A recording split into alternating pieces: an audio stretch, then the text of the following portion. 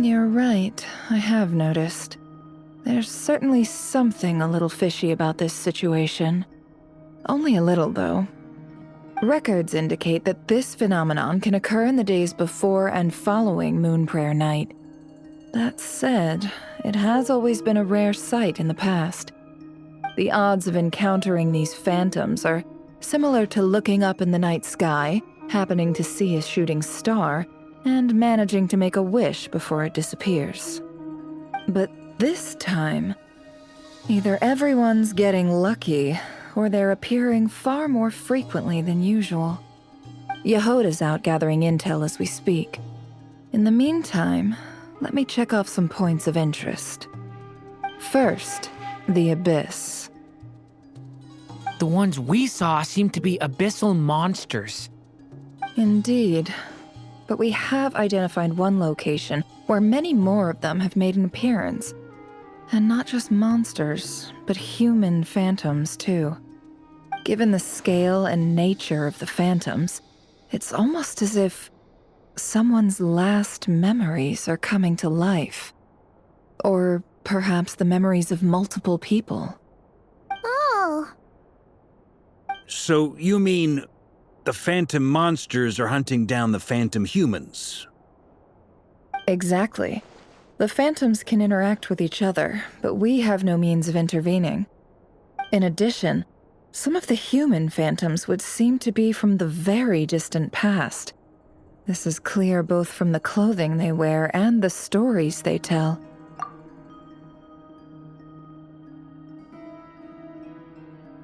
They claim to be from Hyperborea, a name which I've heard from Lauma before. If this is true, it means they must be from 6,000 years ago. Did Paimon hear that right? 6,000 years? It sounds like this merits further exploration. That'd be a big help. I'll leave it with you, Albedo. My knowledge of ancient history is non-existent. I used to doze off every time the pre-Knights of Favonius era came up in class. It's quite a miracle that you were able to understand these phantoms' speech, given how long ago they lived. I suppose you're right. But I'll leave the archaeologists to ruminate over that conundrum. As an intelligence broker, my sole interest is in the value of the information I gather. Which, in this case, hopefully means earning myself some good favor with our dear Lady Moonchanter. So calculating. Whew, this intel broker logic always catches Paimon by surprise. Sounds to me like we could split the work up. I think the abyssal phenomenon is best left to Albedo, Flint's, and me. Agreed. It coincides with my duty as a lightkeeper. For my part, I'd like to understand the abyss better. Even a little knowledge would go a long way. This is certainly a rare opportunity to study the abyss. But even rarer, perhaps, is the chance to make contact with the ancients. The Curatorium will take the lead on investigating the Hyperboreans.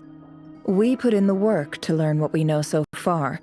It seems only fair that we get some quantity of exclusive intel. That just leaves our trusty team of 2 unassigned.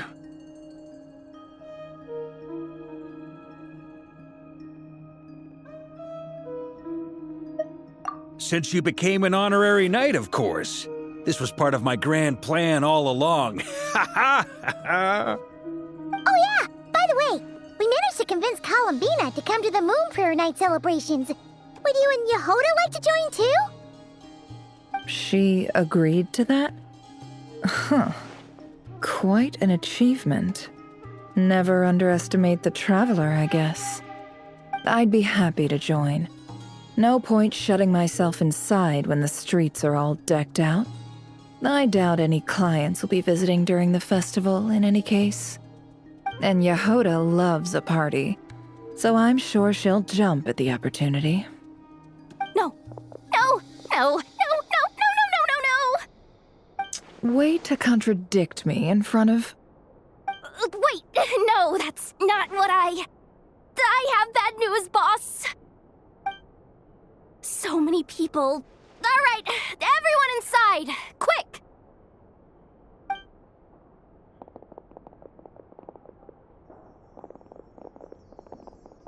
This is gonna sound crazy, but hear me out. I saw one of those phantoms at Star Sand Shoal, and it was some sort of flying ship. Like a spaceship? That's gotta be the one you came to Tibet in. You said you saw the same thing through the moon marrow, right?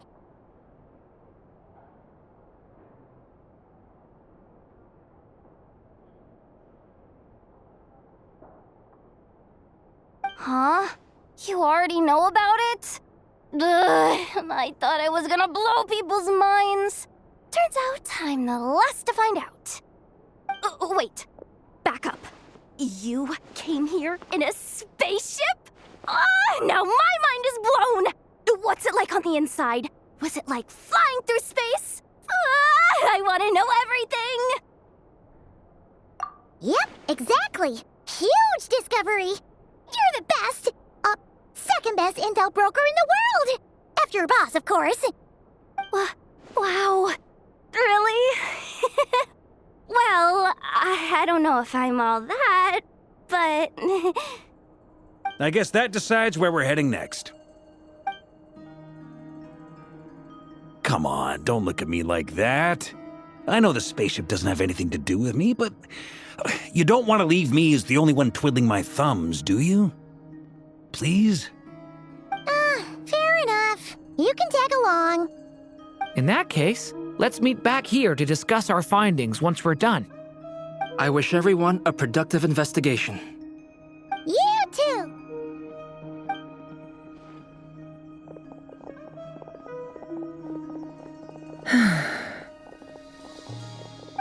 What's up, boss? Aren't we gonna head out? Tell me, Yehoda, when did the Curatorium start giving out intel for free? Oh, sorry, boss!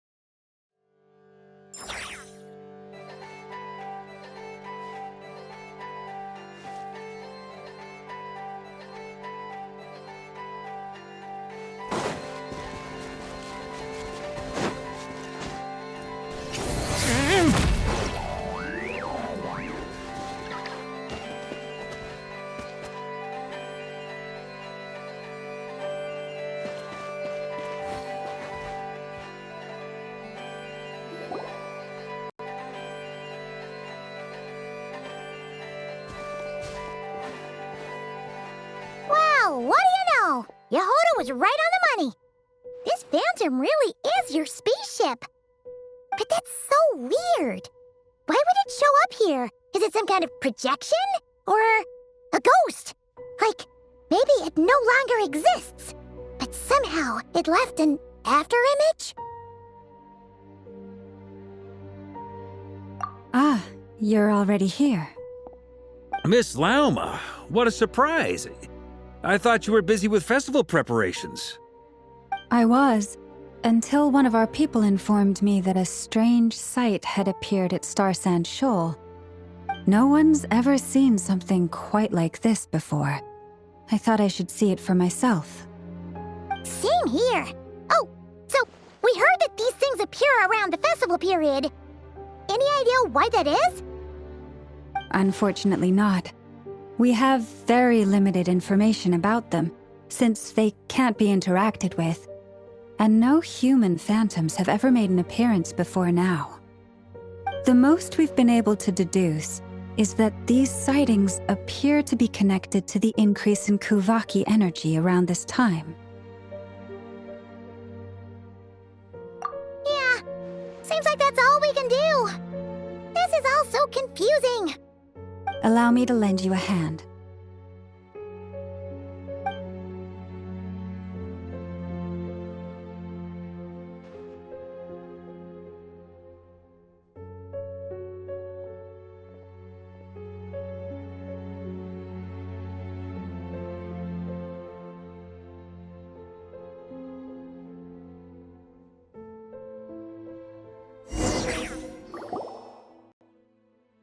Everyone, our friend here should be able to provide us with some information.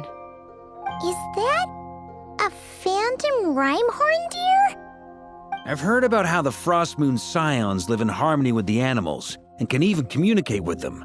That's coming in handy now, for sure. Okay. Yes, I understand. Then how about this?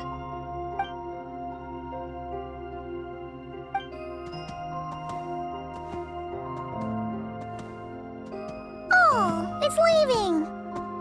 It appears to share our curiosity about this giant spaceship, so I asked it if it wouldn't mind investigating along with some friends. In return, I told it about some nearby spots where the wild fruit grows abundantly. We may live in a different era from these phantoms, but I trust that the terrain, climate, and ecology here are more resistant to the effects of time than some things are. Let's give them a moment and hope for the best.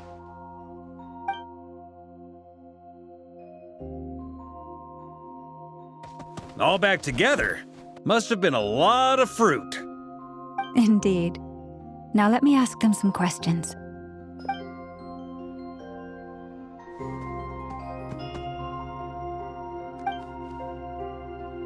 It did find a lot of wild fruit, enough for them to feast for a long while.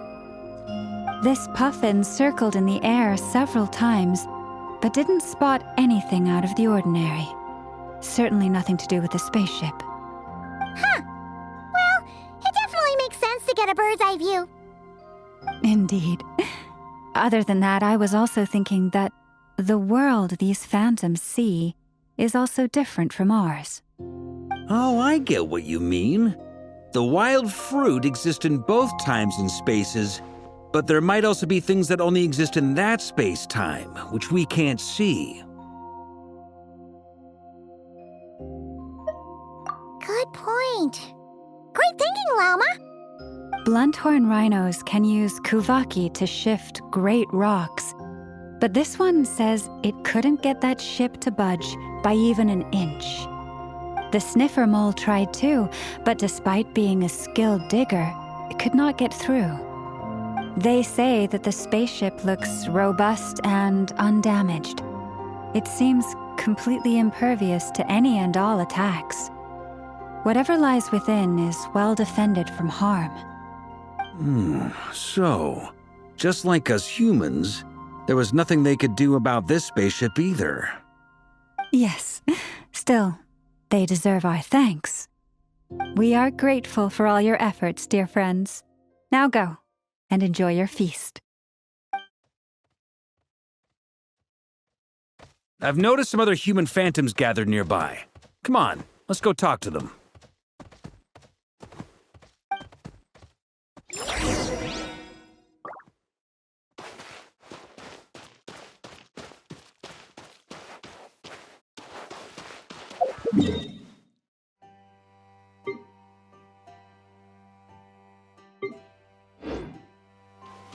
Oh dear, I am feeling the urge to jump in a puddle.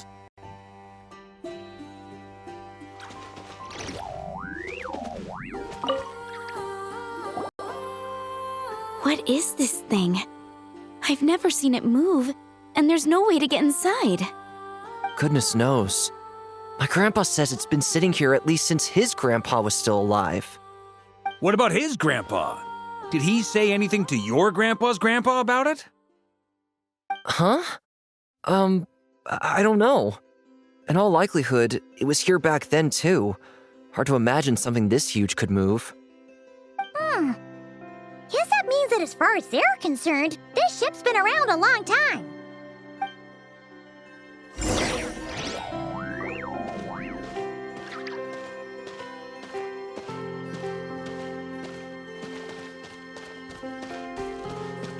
Oh, Come on, brothers! If we can get even a small chunk off of this thing, it's gotta be worth a fortune! Today is the day we strike it rich. Huh? You mean Paimon? Yes, brother, I shall join you. Let's make our fortune. We should go with them. What the? This thing is crazy tough. I can't even scratch it. What's it made of?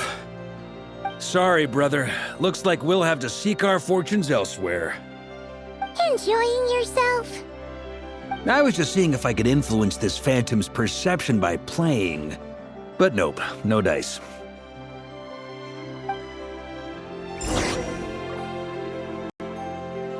I'm sure we're all starting to build up an idea of what's going on here now that we've spoken to some of the people. These phantoms are reenacting real historical events in Nodcry. It's almost like we're in some kind of interactive stage play. We can talk to the actors, but the plot is fixed and we can't influence it. It makes sense. History is set in stone. The objective facts of the past cannot be changed. Paimon totally thought you were just goofing around earlier. But actually, you were doing some serious investigating. Of course I was. Anyway, at this point, I think we're forced to conclude that although the Phantom spaceship is right there in front of us, we aren't going to learn much about it from these people.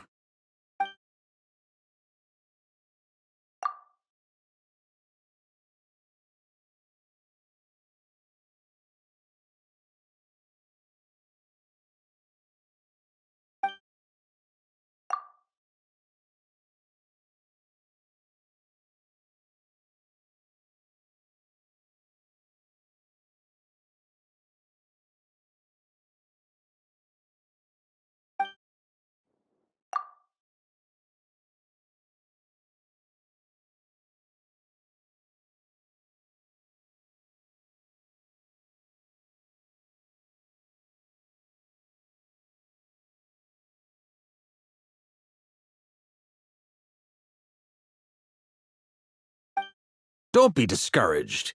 If nothing else, this is proof of the ship's existence. And think about it. So many people tried to hack their way inside, but no one could get the door open. It's made of very tough material. To me, that says that we'll either find the ship itself or the story behind it. It's just a matter of time. Huh. Every now and then, when Varka gets serious, he actually does seem like Grandmaster material for once. I wonder how the others are doing. Let's head back for now. Sounds good. Also, drinks are on me if Team Knights of Favonius is the first to finish. Wait, we have a team name now? Am I in Team Knights of Favonius as well? You're very welcome to join. We've even got a cathedral ready for you. Isn't that technically blasphemy? You wouldn't dare make a joke like that if Barbados was in earshot. Nah, I'm sure Barbados doesn't mind a little harmless blasphemy once in a while.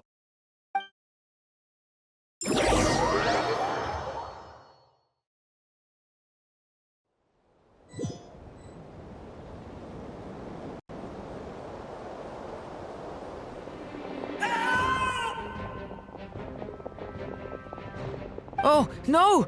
Get away! Oh.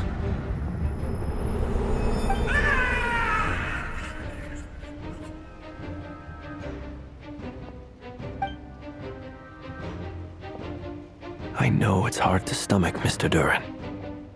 But as I'm sure you've noticed, there is nothing we can do to intervene in that which unfolds before us. But we have to at least try. And try you have. But are you aware of how many unsuccessful attempts you've made now? I wasn't keeping count. I'm afraid this is the 39th failure so far. Or the 5th if we're only counting this particular victim. There are no indications that these phantoms may be altered in any way. You seem to have calmed down a little. I'll make us a fire. You should rest and have some water. Feeling any better now, Mr. Duran? May I ask a few questions? Be my guest. What exactly are we witnessing here? What happened to those people? My guess would be that we are seeing Nodcry during the Conrian Cataclysm. Would that be accurate? Conria. That is correct. As you know, once the Abyss senses even the tiniest crack, it floods in and spreads like wildfire. There was a time in the distant past when it permeated all of Nodcry, causing immeasurable harm. The people paid a terrible price to heal this land. Then, 500 years ago, the whole of Teyvat suffered an abyssal disaster. Once more, Nodcry was dealt a devastating blow. I see. In the face of the abyssal onslaught, all were like grains of sand tossed around by a tidal wave. Be they human, fae, or god. The moment you witnessed is but one drop in a whole ocean of catastrophe. All right. I guess that answers my second question, too. I wanted to know why there's nothing I could do to help them, and that's because what we are seeing is history. That would be my guess as well. As I understand it, history and fate are not all that dissimilar. The latter may be unseen to us, but both are immutable. Yes. Fate was determined long, long ago. I still have a couple of other questions for you, Mr. Flint's. You mentioned more than one abyssal disaster that has struck this land in the past. How can you be sure that what we're seeing is from the Conrian incident? And also, how are you able to stay so calm when you're talking about these events? From everything I know about you, you're not cold or ruthless, and you're not indifferent to the suffering of others. Alas, I am forced to show my age. I must be 600 or 700 years old by human measure. Wait, so you... One is not easily moved by history when one has witnessed the truth firsthand. I'm sorry. You needn't apologize. Your passion is a good thing to have. Treasure it, because someday you may find it in terribly short supply. Now, at the risk of offending you, I have a question in return. Your curiosity toward the Abyss, is it born from hatred or because you sense its call? I only ask because I kept a fragment of Rarir's body in my lantern for a short time. Specifically, his heart. so I know what a burden it can be to carry the abyss with you. And I hear its power growling from somewhere within you. In my eyes, your mere existence is a miracle. My honest answer is I don't know. I don't think I have the confidence to say for certain. What I will say is the abyss is not the only issue that haunts me. Even before I became who I am today, the question dogged me constantly. Should I even exist at all? My doubts remain unresolved. But when we fought Rerir, something became a little clearer to me. Sometimes it is the darkness within us that allows us to achieve the impossible. I certainly got the sense from your 39 attempts that you were trying to achieve the impossible. It sounds like you've resolved to see the truth for yourself. Absolutely. In that sense, he and I are quite similar. Then I wish you every success. I look forward to the day of your transcension. Well, if everyone's caught their breath, I suppose we should head back. Oh, and one last thing. I'd appreciate if you kept our discussion about history a secret.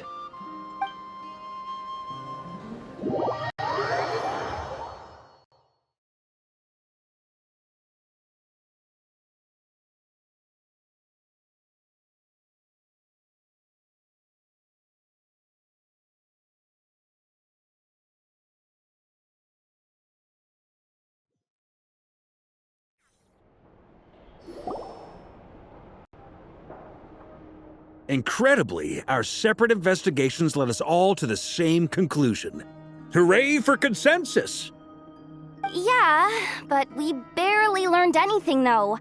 I totally thought this would be the mother lode. Talking with the ancients? I mean, come on! But nope, all we got was useless snippets of conversation. And all this stuff about moons and hyperopia. What a load of baloney.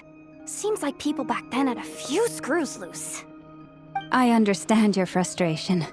We found the same issue. Each phantom only showed a very brief moment in time. There isn't much value to be found in these miscellaneous fragments of a civilization's history, no matter how glorious it may have been. If there's a silver lining, it's that these phantoms are harmless to the present reality. They shouldn't get in the way of the festivities. Paimon agrees. And not just because it's the first thing she understood in this whole conversation. You look disappointed, Nefer. Is something the matter? What do you think? We all worked our tails off, but the only one to gain anything from it was you, Lady Moonjanter. Well, please do share the Hyperborean records with me. I will gladly inscribe them in our people's documents. Oh, duh! Yeah! That was it! Hyperborea! Hyperborea. I'm serious. Only an expert in the Frostmoon Scions and their history can turn these records into valuable research material. The alternative is to let them gather dust on the Curatorium's storage shelves until the pages turn yellow. Nefer, you're wise enough to know that cooperating and sharing the profits is the best course of action here. Well, that goes without saying. Sure, let's do that. Huh? But didn't you say we aren't supposed to give out intel for free? Sorry. Shutting up. Now is not a good time to push Nefer's buttons. Anyway, back to Moon Prayer Night. I'm thinking that we should prepare something a little special, aside from the usual decorations and so on. You mean a parting gift? Can't go wrong with food. Although, does food go bad on the moon? Perhaps a lantern would be a better choice. It might be dark up there. It could prove difficult to light a lantern on the moon. Magical stones might serve that purpose better. What about A clockwork mecha model from Fontaine! I've got a whole bunch at home. I use them for fighting practice in my free time. None of these sound like things she would be even remotely interested in. But we don't interact with her enough to know what she likes. Yeah. It would really save us the guesswork if someone could find out what she's into. Wait, what the? Traveler? They're all looking at you.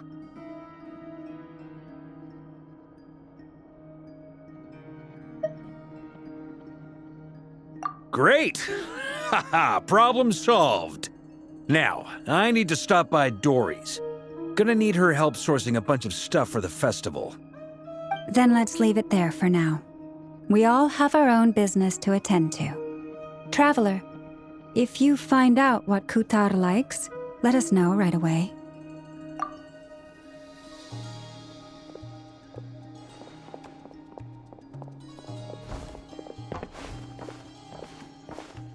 Is something the matter? I'm fine. It's just... I'm still feeling a little rattled after witnessing the horrors of the Abyss. But it's okay. This is something I have to work through. I'll be all right. Thanks for your concern. Well, don't put too much pressure on yourself. If you ever feel like something's wrong, physically or mentally, we're here to talk.